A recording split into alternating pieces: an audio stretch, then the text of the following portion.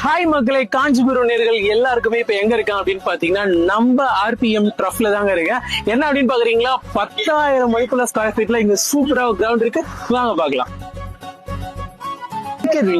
இதுதான் காஞ்சிபுரத்துல best place. 10,000 சதுர அடியா மிகப்பெரிய கிரவுண்ட் இங்க தாங்க அமைந்திருக்கு.